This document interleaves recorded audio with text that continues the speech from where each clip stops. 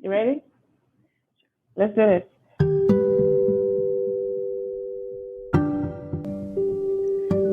There we go.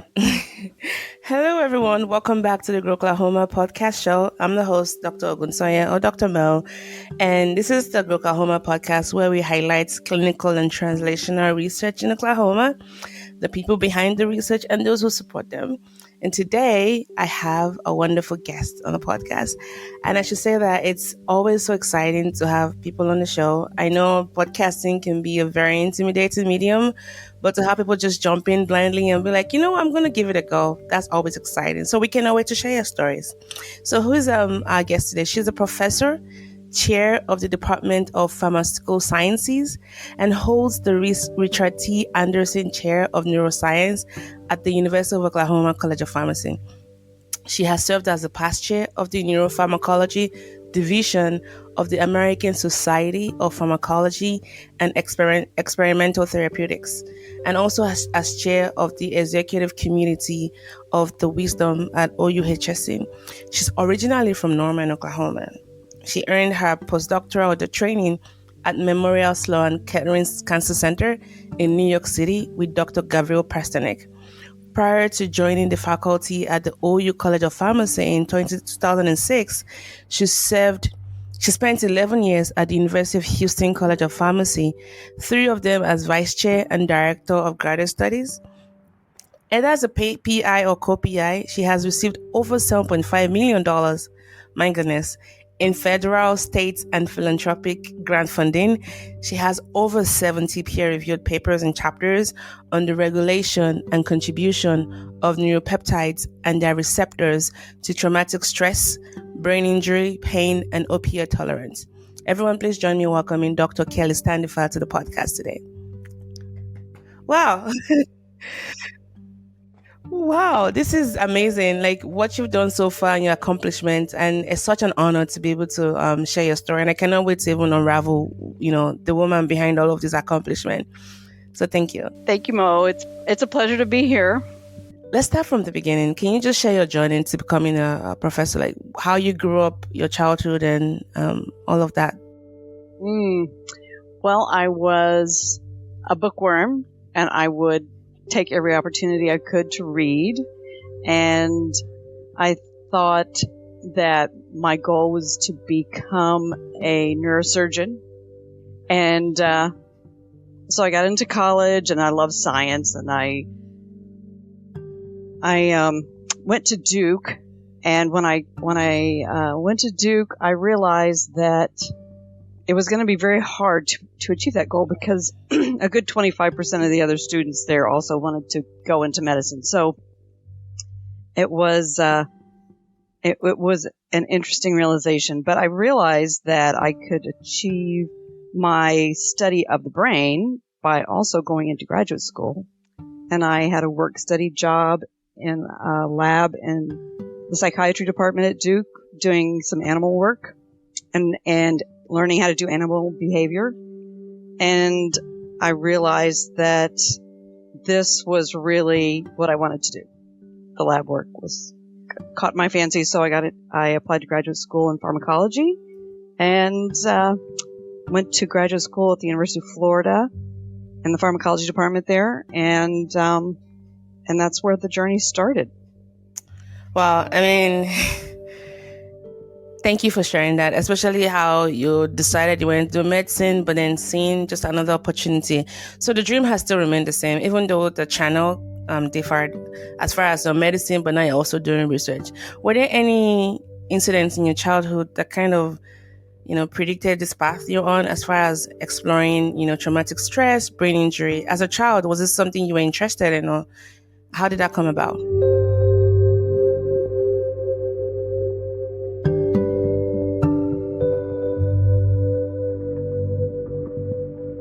Well, my dad was in this really bad motorcycle accident before he even married my mother. So he was 17 or 18, I believe, and he ended up spending 3 months in a body cast in the hospital. And so we had this whole book that my aunt had put together, pictures of him, to keep anybody else in the family from riding a motorcycle was her goal. But he did suffer some long-term effects in that it affected his ability to focus sometimes, and so his attention span, his patience was thinner, and he did develop some depression later. So I don't know if that contributed to that, but having studied it now, I can see that those can sometimes be very long-term effects resulting from the brain injury. But I always just was very interested in the brain and how it worked. So I don't know if that originated from my father, but that may have planted the seed. Yeah, we can't like discount that, because especially having a family album of what not to do and never riding bicycles, I can imagine that kind of served as an inspiration. And I imagine that way back then we don't even have a lot of discoveries like we have now, as far as the link between TBI and mental health issues and all that. So thanks for that. I can't imagine it's been quite easy, being a female and all of these accomplishments you've had. Before we even talk about just, that, I'm curious to know, just telling us a little bit about your research and projects you've been engaged in. I know it's focused on traumatic stress, on brain injury, on pain, but for people that are naive to research, how would you describe what you do? Well, so when I was a postdoc with Gavro Pasternak, we studied. His primary goal as a neurologist was to develop a better severe pain medication that would not produce respiratory depression or dependence. And so we were studying, traditional mu agonists and characterizing some new ones. We test a lot of new ones that he would receive from collaborators and things. And so I was very interested in endogenous peptides, neuropeptides that worked on those same receptors. And then when I was towards the end of my postdoctoral period there, they cloned a new receptor that was part of that opioid receptor family. At first, they cloned this receptor, but they didn't have the peptide for it. So it was kind of an unknown. It was an orphan. They called it the orphan receptor because they did not have the peptide for it. Peptides for it, yeah. Yeah, and then the next year they cloned the receptor. But so I started studying this particular opioid peptide and its receptor because we didn't know very much about it. And as I studied, I did the basic pharmacology and cell signaling and regulation of the protein. But when I moved here to the University of Oklahoma, people had done quite a bit of physiology with it. And I thought, this peptide seems to really serve a function as a neuromodulator in the brain and sort of set the tone for baseline levels of pain sensitivity, and it's released with stress. And there was evidence that as with a big traumatic stressor that you'd get high levels of this peptide released that contribute to several clinical reports, had collected serum and CSF from pain patients and found high levels of the peptide in both plasma or CSF in patients that were experiencing pain. So I thought, well, maybe it gets released and it contributes to the pain states associated with different traumatic conditions. And so then we kind of moved more into animal work away from the cultured cells because you can't really study that in a dish. So we started doing more animal work, which I'd learned how to do that when I was in Gav's lab, but had really focused more on cell cultures related experiments. So that allowed us to study levels of this peptide after different conditions and in different parts of the brain and biological fluids, either serum or CSF, and sure enough, we found that after the animals were exposed to a traumatic stressor, that levels would increase in the CSF, and we'd also see them increase a little bit more slowly in the serum, and they would go up in the different brain regions at different times. So that we tried to slowly pick that apart and see how that related to changes in behaviors or and changes in the expression of different inflammatory substances. Wow. Thank you. Thank you for that. And I imagine that the work you're doing, there's also a lot of implication to it because we know, with opioid addiction has become a hot topic issue. I don't know if you've seen the Netflix, there's always a Netflix documentary. There's one that came out, Painkiller, on Purdue Pharmacy. And there's a lot of noise and also a lot of virtue as well when it comes to pain and addiction. How do you focus on just the things you're doing and not let all of the noise bother you? I watched the first episode of that and it was so depressing. I have to really be in the right mood to watch the rest of it. Yeah. I think I try to focus on understanding how these neuropeptides work. And then what we're doing now is we're trying to find a partial agonist that we think can help modulate the effects of the elevated OFQ in the brain while allowing enough activity at that receptor so that it can do its normal function everywhere else. So this peptide seems to modulate pain sensitivity, anxiety levels, blockade of the receptor has been shown to improve mood. And what else? Oh, and improve cognition. Yeah. So one of the things that we see with both traumatic stress in a PTSD model as well as in traumatic brain injury model is that the animals become more anxious and they have trouble learning and remembering things. And if we're doing a traumatic, if we're looking at the changes after a traumatic brain injury, we see that the animals have difficulty balancing on a rotating rod, which is a measure of vestibular function and locomotion. And if you block, and it gets worse when levels of these peptide are high. And so if you block the activity of this peptide, you can improve their performance on the road rod test. They recover more quickly from the injury than animals with a functional receptor, and they're less anxious. So that was our goal. So we had to identify a chemist who had produced a bunch of different molecules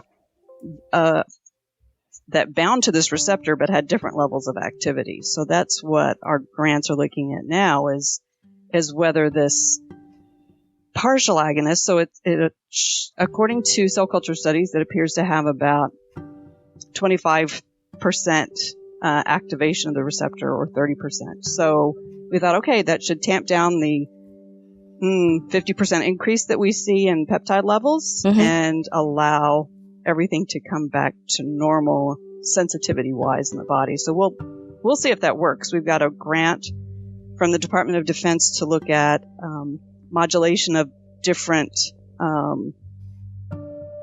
pathologies that occur after a closed head concussive injury, and one to measure changes that occur after an impact directly to the brain itself.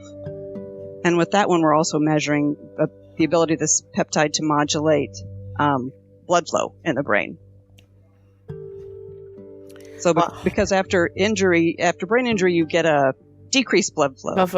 Yeah.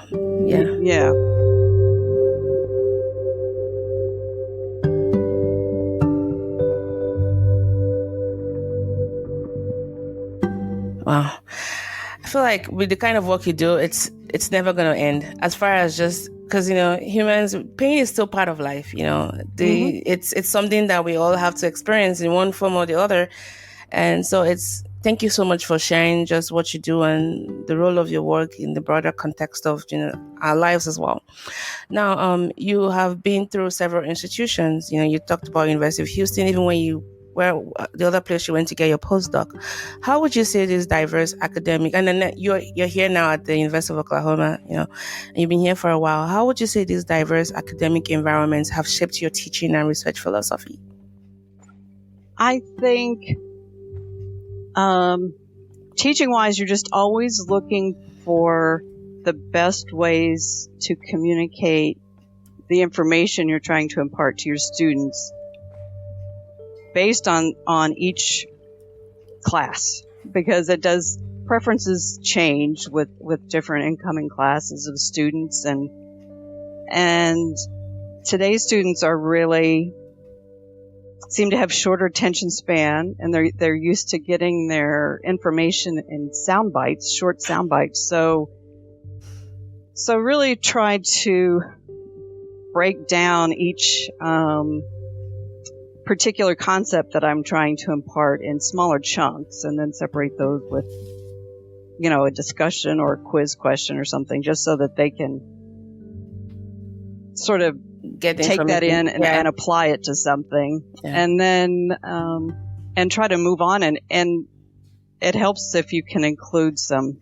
I'm a big fan of cartoons, and so I'm always looking for cartoons that have something to do with pain that I can interject in there, or talk about different types of pain. It may not be real pain, but pains in the neck, and at least get them a little bit of a break between different concepts. But I've become over time much more cognizant of not just throwing a million things at them at 60 miles an hour and continue that for the whole 50 minutes. So I don't know if it's being in different places or just experience, but I've really tried to crystallize it to major points instead of lots of detail. Yeah.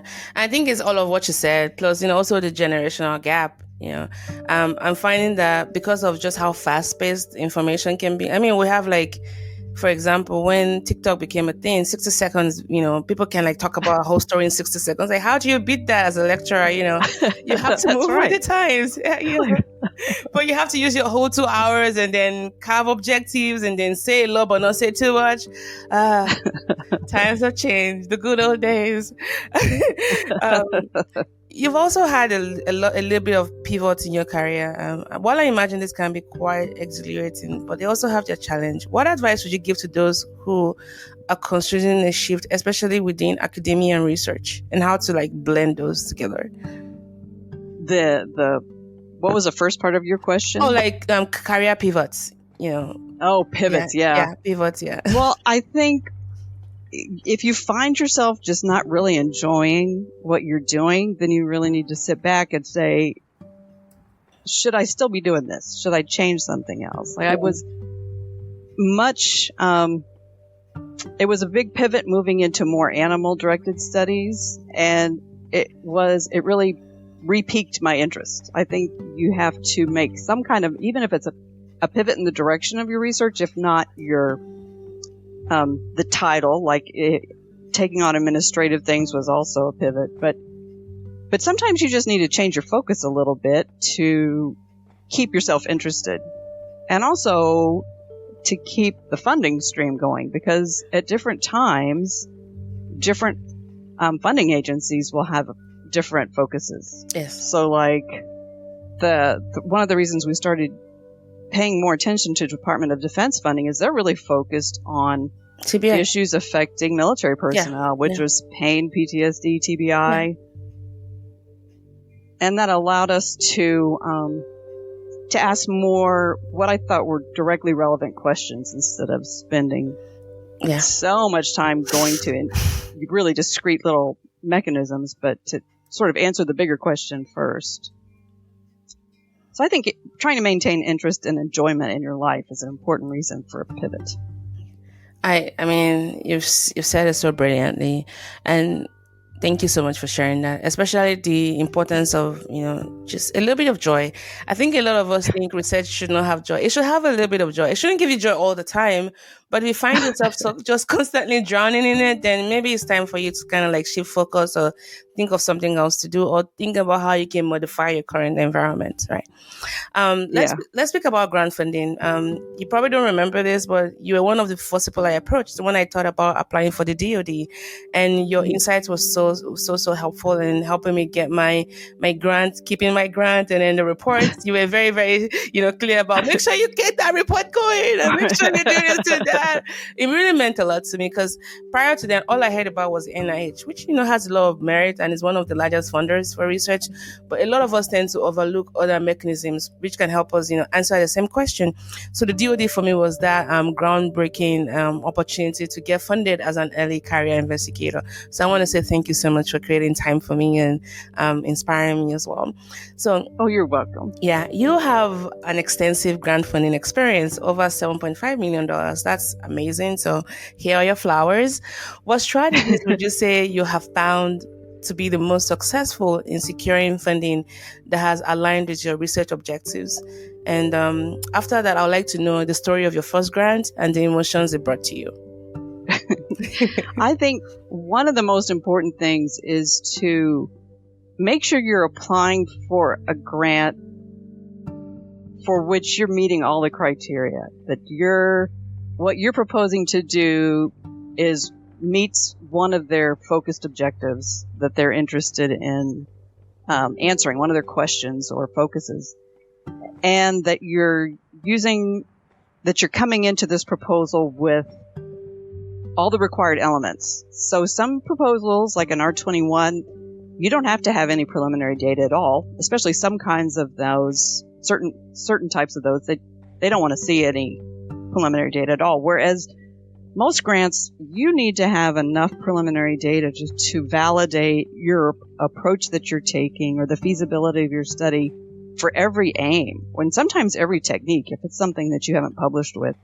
So it's just really a waste of your time and energy and the reviewer's time and energy if you try to submit something for a grant proposal that you don't have all of those elements, or it's really not, your proposal isn't directed towards what they're most interested in.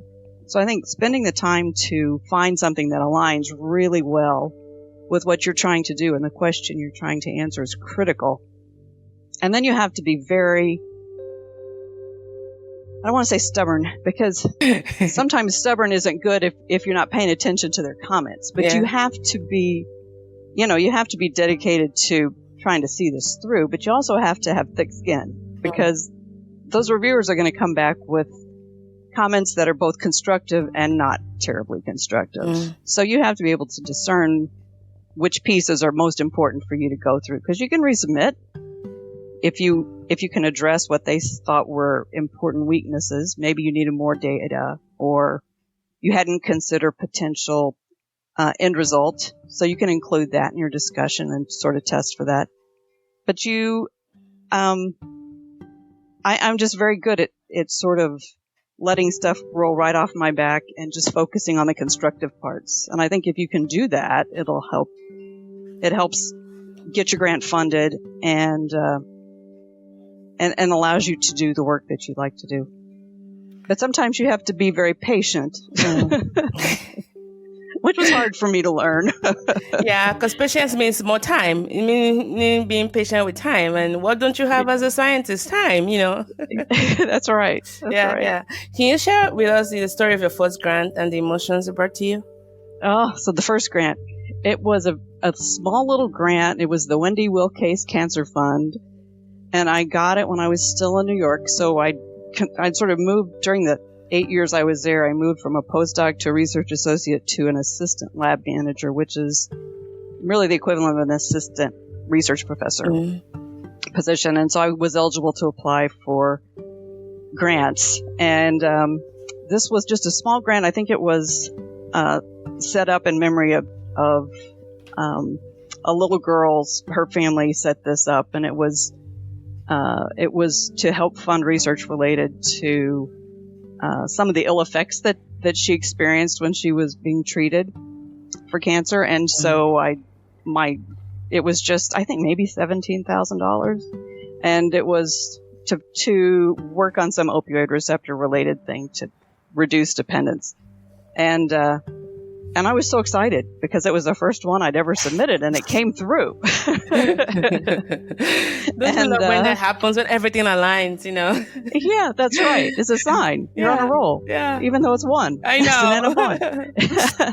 So you got to take those little victories. And then I'd also submitted an R29 application, which was, they don't have those now, but it was like an early R01 for early investigators.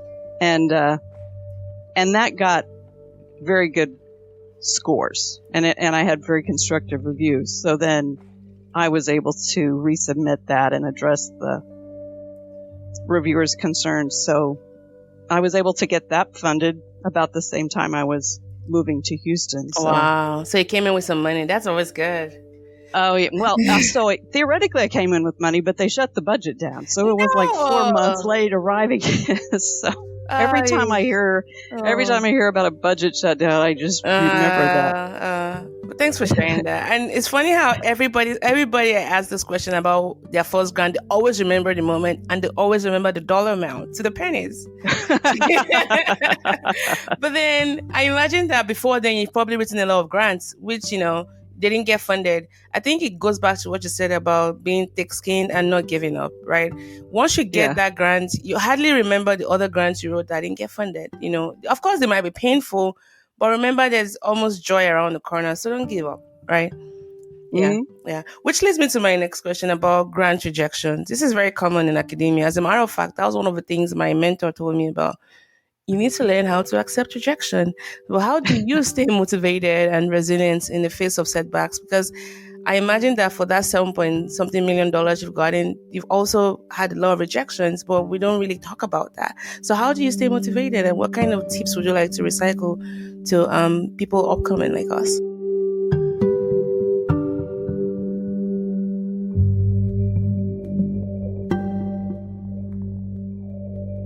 Well, so for instance, back in 2014, after we'd had our first DoD grant to study PTSD and the role of this neuropeptide in modulating some of the effects of PTSD, I submitted a grant to NIH to look at.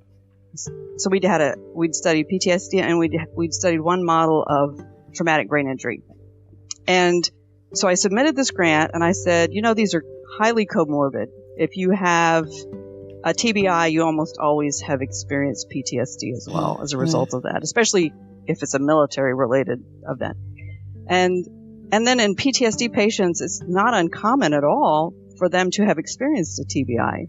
So I said, let's look at some of the relationships between this peptide and these two different types of traumatic stressors when they're separate and together. And they came back and said, you can't measure them together, because how would you tease apart what it means? Well, the two of the three grants I have right now are to study TBI with and without PTSD, because they realize you have to study those together, because that happens together. So part of that is the stubbornness. If you think that your idea is really good, this took 12 more years to get those grants, but now they know better, because somebody didn't give up somewhere. Sometimes you're ahead of the field in terms of your ideas of importance. Yes. Because if you think about it, it's your peers reviewing these grants, right? And if they're not brought up to speed with what you're doing, it might take a lot of time. But thank you for not giving up, because I imagine you've had a lot of discoveries since then. I probably should have asked this question a while back, but let me just do that now. You talk a lot about peptides, right? For those that are very, wet behind the ears when it comes to that, what are peptides, and especially neuropeptides, and what role do they play in understanding, traumatic stress, brain injury, and pain? So a peptide is just a really small protein. These are opioid peptides, so endorphins that you think about, that are released in times of stress, or that are associated with what's considered a runner's high. People who run long distances a lot get release of these endorphins, and it's supposed to make them enjoy the running, which I must say I've never experienced enjoyment of running, but but Who has? Just kidding. but these peptides, so the enkephalins, which are part of that family, are very small, 5 amino acids, whereas the peptide that I'm studying, nociceptin, and dynorphin, a related peptide, are both 17 amino acids long. So they're pretty big sized chunk, but they're released by neurons in the brain, and they bind to receptors. And peptides really don't produce a rapid action in the brain. They really modulate the fast acting neurotransmitters, which produce faster responses. And so I think the fact that these opioid peptides are present in so many different parts of the brain besides just the reward pathway and pain modulatory pathways is because they're trying to serve a modulatory function in general and in different brain regions. So they're tougher. They've not been as big a focus, I think, as a target identification. Some of these bigger neuropeptides, because of the modulatory role they play. It's much easier to say, okay, your blood pressure's up, we're going to give a blocker of the hormone that's causing your blood pressure to go up. But sometimes there's so many different pieces that are related that if you could just partially tamp down or ramp up a response of something in the brain, the idea is you'd see less adverse effects while restoring the normal homeostasis. So I think these peptides are in there to help. So like endorphin, if it's released, it's released with stress, with a big stressor, and it's what's thought to allow people who, if they've been injured, if their house is on fire, but they've still been injured, it allows them to pull people out of the house. And all these heroic acts are thought to be associated with big endorphin rush because the endorphin is an analgesic, so it allows you to sort of disregard any injury to yourself. Yeah. And so all these other little neuropeptides that are present in your brain serve a similar role in short-acting or modulatory effect on different parts of your brain. Thank you. Wow, that's I can understand the picture better now. Thank you. So let's talk about just, you as a person. So I imagine as a female and the positions you've held and, all of your accomplishments, it hasn't been quite easy. And you also even alluded to the fact that some of your research ideas, it took a while for you to get funded because, the funders were still behind at times. How would you say, what are some of the protective factors that have helped you get to where you are? Because you're very well accomplished. And for women who might be listening to this, what are some female specific tips you can provide as far as getting to where you are and also maintaining that position of leadership in everything you do? Oh gosh. I think you have to have confidence in yourself. We all go through phases where we're doubting our ability to do something or knowledge, but I am by nature very stubborn, and if you tell me I can't do something, then that only serves to motivate me to try harder. So I think that's been beneficial in some aspects. And if you're not able to get those big grants, you absolutely have to get your funding from smaller sources. So I would get shorter term funding through the state or through other funding sources so that you can keep your research going. I think one of the things I did was to not assume that any setback I experienced was because I was a female. Now, some of them may have been, but it was not explicitly obvious. So I just try to approach things as a man would and just proceed through. And it's helpful if you've got a good network of support, either females or males, doesn't matter, as long as you've got somebody you can vent to, who talk about the issues that arise and help you deal with them. I think you can't get through this in a nice, healthy way if you don't have some kind of a support system. And And I think one of the things that Wisdom serves is to try to provide that support system for women faculty on this campus. And so I've always tried to be involved in activities that included women, or that were focused on helping women faculty advance. We're kind of fortunate in pharmacy in that there's always been a pretty good balance between males and females. Yeah. Though in some of the specific disciplines, it's taken a little bit longer to achieve that better balance. But so there have been women faculty, but not to the, I must say, leadership level. It's gotten much better in the last 15 years. Yeah. Yes. Wow. Thank you for that. It's really the reminder to not doubt ourselves. I mean, statistically, women tend to have the worst case of imposter syndrome, and the higher you go, the more pervasive that becomes. And also the importance of supportive network. And I loved how you just made it very general. It could be male, it could be female, just finding your support. And there's nothing quite like that, because in science, we don't work in isolation. So find those people who will cheer you on, find your mentors, find your sponsors, find your coach, find your cheerleaders, because those are very, very important. And I know you're a very strong advocate for women, especially in leadership. And so let's talk about wisdom, right?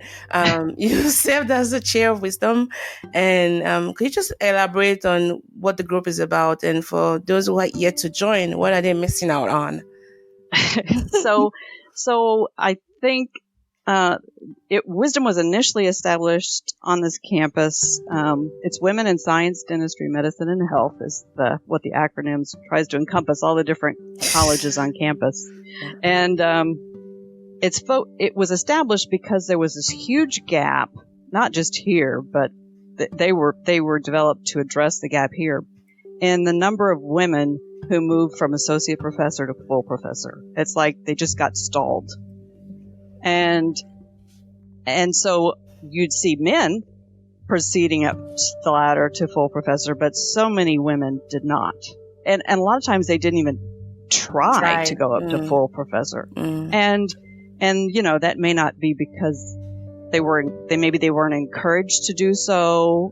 Maybe they weren't told what they needed to do to put them, to get put up for promotion to full professor.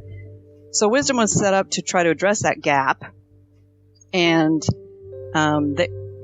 so it would involve curriculum vitae reviews. So you sit down with a small group of women and go through their CV, or they'd bring their CVs and say, okay, what you need to go from associate professor to full is to, show these different leadership or contributions at a national level and an international level. So, what is needed based on the university's criteria and your college's criteria to make that move. And it's usually like national recognition to international recognition. Yeah. And not just applying for grants and getting grants, but serving on grant review committees and chairing grant review committees and nationals chairing different committees nationally. So it just providing them with that insight that they may not be getting from their chairs, and encouraging them to, if they had these gaps in their CV, what would be the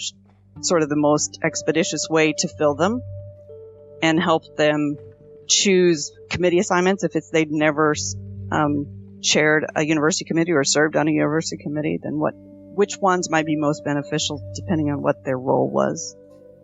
And so there was a lot of that was involved, and it was mostly done through the academic affairs dean's office, Valerie Williams' office. And so she created this group, and now we're trying to make it a little bit more standalone, though it's still activities are still supported through her office. So we've tried to increase the number of activities that we do and the time of days in which we do them in order to be able to capture the involvement of more women. So it's really any woman faculty member on campus is free to attend any of these events. Our hardest, the most difficult thing I think that we've had is being able to send notifications about our events in a timely fashion to everybody on campus.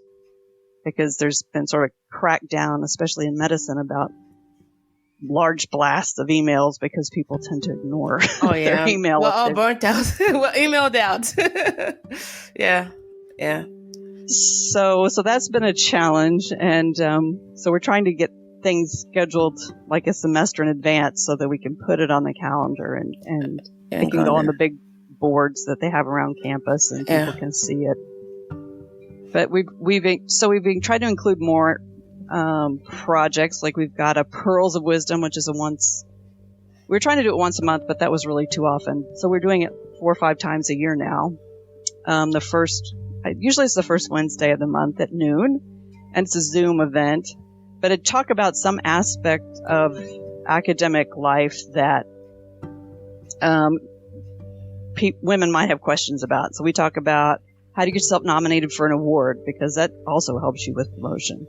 And we've also tried to include activities for junior faculty. So we want them to make sure that they're ready for promotion or tenure to associate professor, not just that last move to full professor, and get them involved in the executive committee to help plan some of these things. So we make sure that we're producing events that they would consider useful, because again, you've got the generational differences, and what I might find fun and interesting, a new faculty member may not. So we're trying to get more input in that regard as well. Thank you. And I think it helps to also get the event reminder from like your chair and even from you, because I can recognize your name on email. So, okay, it's from Kelly. So maybe another strategy is to reach out to the chairs. And I would say personally for me, I found the meetings very, very helpful, especially the no holds barred approach, just talking about the real issues we go through as women. Like you're hearing accomplished people tell you it's a struggle to do this and that. It's a struggle to balance this and that. And you're like, okay, I don't feel alone anymore. And I think even the smaller breakout groups and just, being so heart to heart. So I highly recommend any female listening to this on campus to consider joining the group. They're very supportive. You can get a lot of mentoring and get to even know about other things you can that can help enhance your process and your work as well.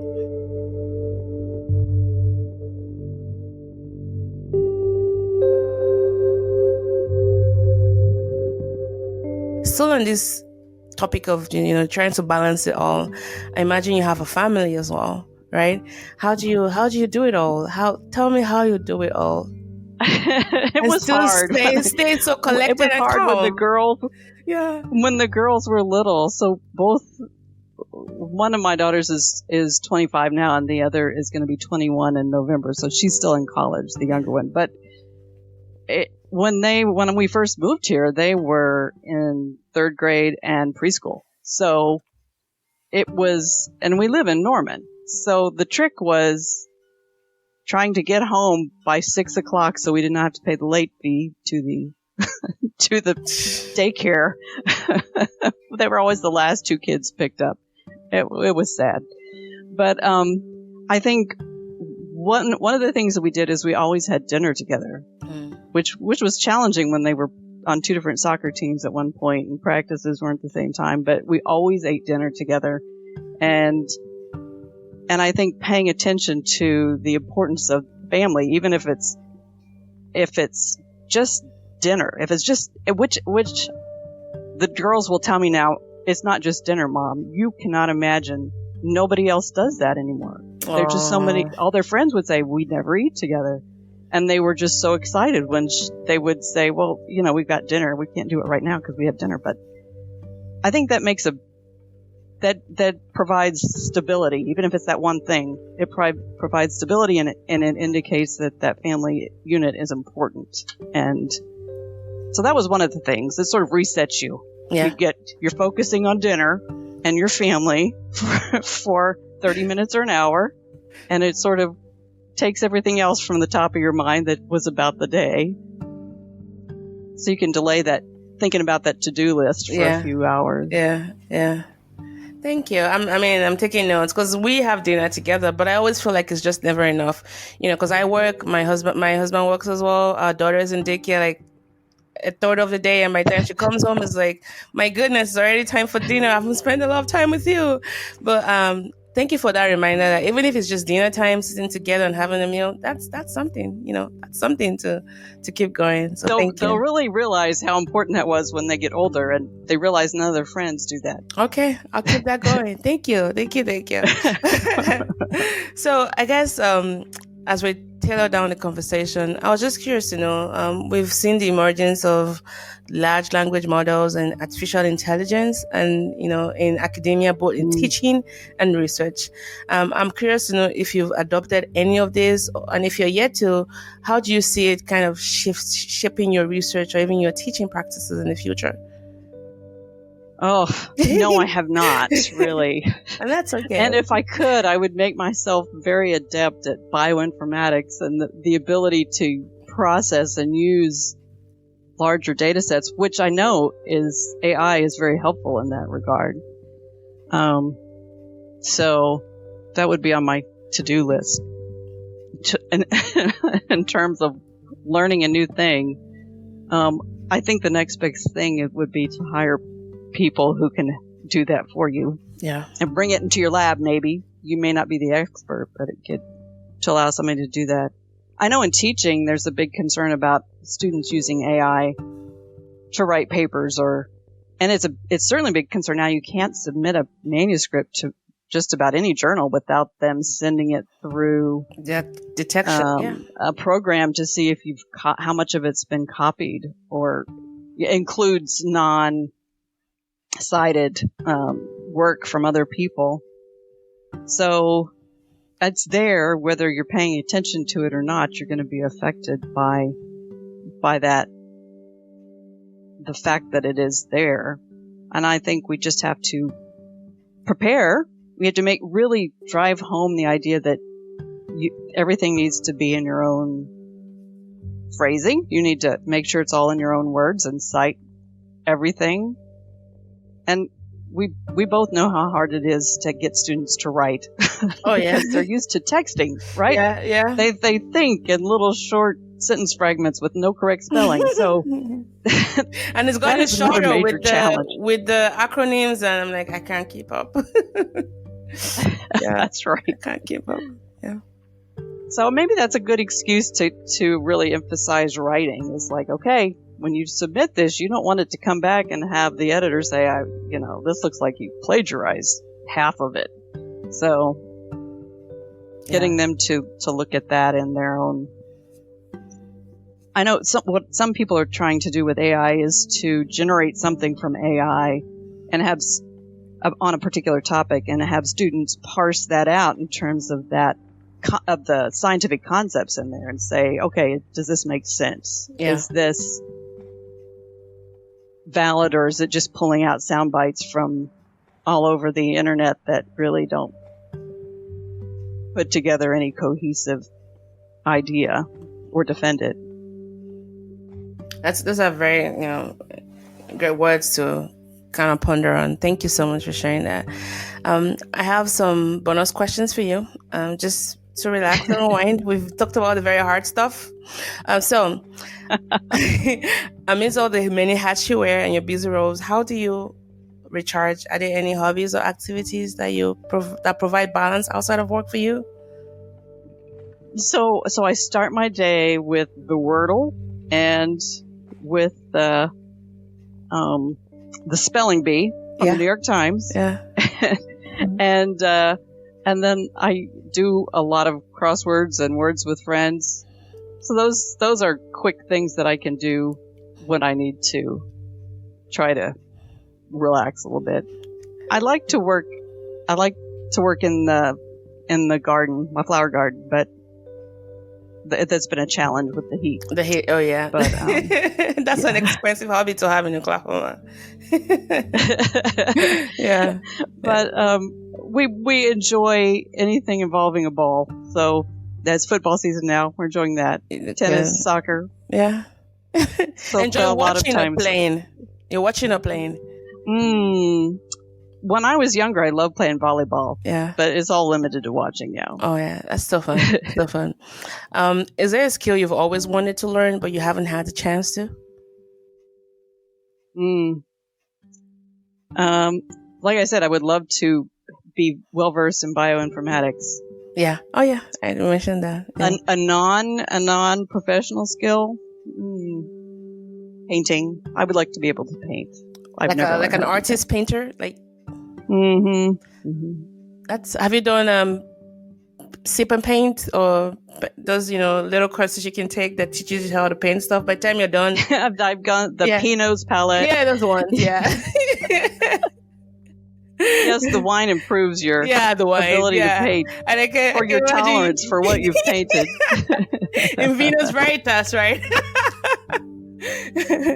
And as a researcher, I was studying the brain. I'm sure that could that could be very, very poignant for you. If you could swap roles, I know you talked about using cartoons and watching cartoons a lot. If you could swap roles with a fictional character for a day, who would it be and why? I did not. Oh, how to roles? Yes, like if it's a fictional swap roles. Yeah, swap roles. A fictional character From your cartoons or any of your TV shows that you watch? Yeah. So one of my favorite characters is Louise from Bob's Burgers, but I don't think I'd want to be in her position. I admire the way her brain works, but I don't think I would want to be her. Maybe Rebecca from Ted Lasso.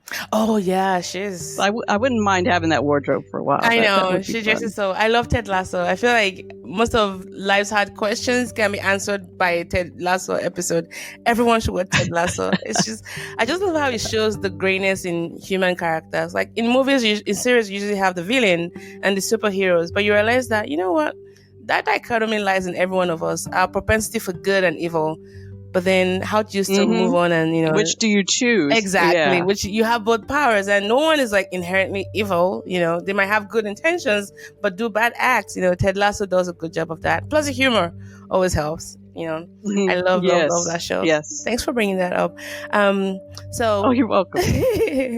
For your younger self, casting your mind back to a younger Dr. Standifer, what advice would you provide? If you could do that to your younger self, or someone listening who could be in that space right now, what would it be? I think there would be two bits of advice. The first would be do not miss an opportunity to connect with family and friends. So especially when you're away from home. So I just regret every wedding that I missed because I thought it was just going to be too much travel associated with too small a window of time, and if I had to do those over again, I would have, even if I was driving half of the time, I would do those. What was the other thing? The other was a professional. When I was at Sloan Kettering, Gabriel was always encouraging us to go to grand rounds, which were at the ungodly hour of 7 in the morning or 7:30, and I'm just like, dude, I work until 9 or 10. I can't get up that early. So my advice is everything you do is medically relevant if you're at the Health Science Center in some way, shape, or form. So it's much easier to see the relevance and better understand what the real problems are, because you can read a list of adverse effects of a drug on a bottle, but if you're not familiar with seeing patients who experience those, you don't know which ones are really the most bothersome for patients. Yeah. And if you go to the grand rounds, you glean this kind of information, so maybe you don't want to get up that ungodly hour every week, but pay attention to the schedule and do it for those topics that are relevant to your area of research.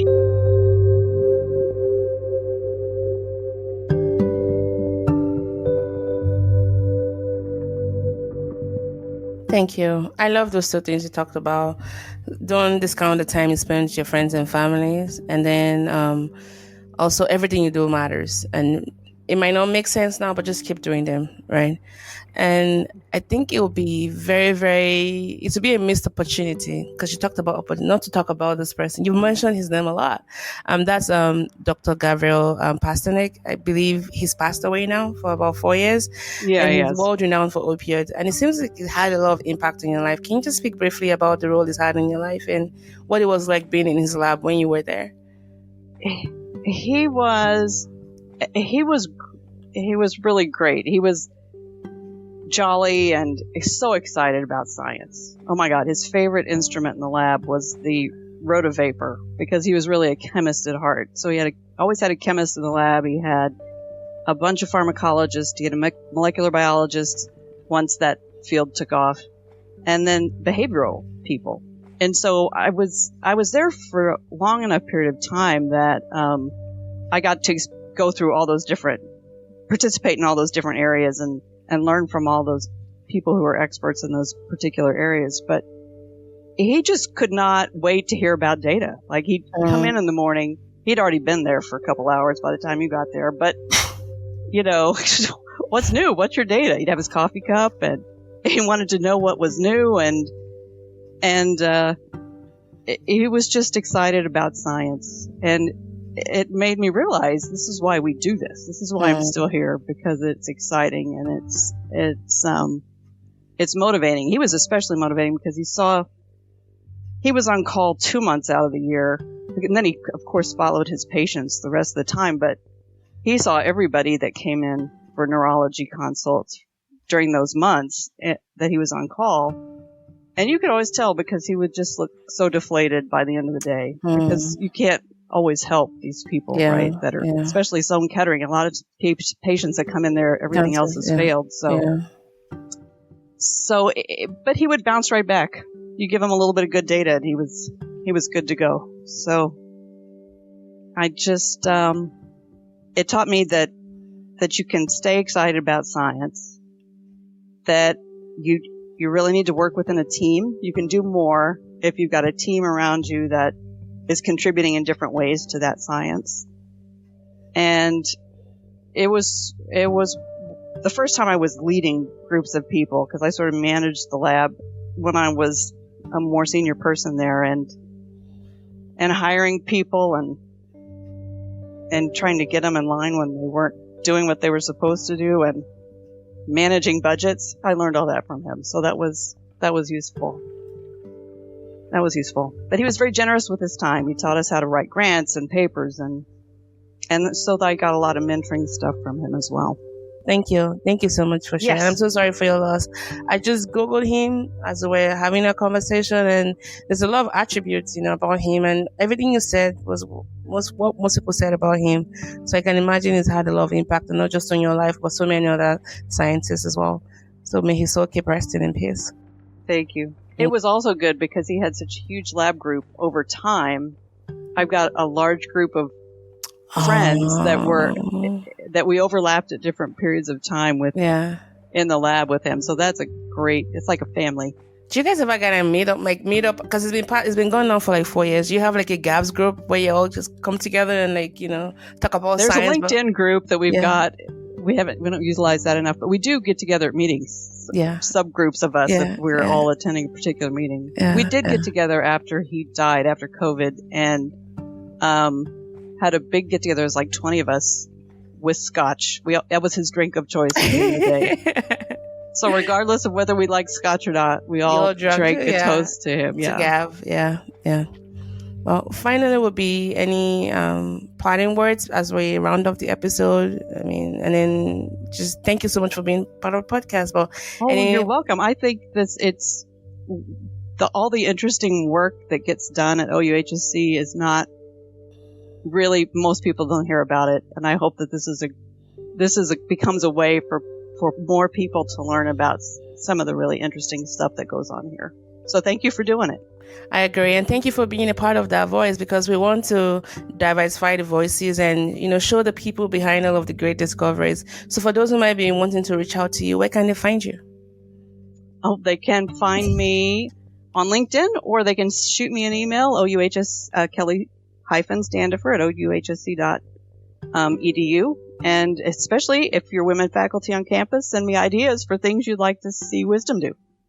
Yes, and join Wisdom if you're yet to join as a woman, okay? That's right. Just show up to our events. That's all we ask. They're very, very supportive. Thank you so much for coming on the show. I got to learn a lot about you, the passion that drives, everything you're doing, and your tidbits about just seizing the opportunity whenever it comes, and whatever your hands find to do, just keep doing it, because you never know. Because I see that the accomplishments you've had has just been almost like a collection of these small decisions, but they rolled into something bigger, and then you not quitting, your resilience and just sticking to it. So thank you so much for infusing all of those inspiration into our talk today. It was really, really nice chatting with you, Dr. Standifer. Thank you, Dr. Mo. Thank you for the invitation. All right. Thank you so much. This was fun. All right. So that was the GROklahoma podcast with Dr. Standifer. Thanks so much for tuning in today. Don't forget to catch up on other episodes of the podcast from any of your major podcast platforms. We are on Podbean. That's the official host of a podcast. You can also find us on YouTube and Google Podcasts, on Apple Podcasts, of course, on Spotify. And if you'd like to be featured on the podcast, just reach out to us on email, GROklahomapodcast@ouhsc.edu. As always, stay curious. I remain your host, Dr. Mel. Bye for now.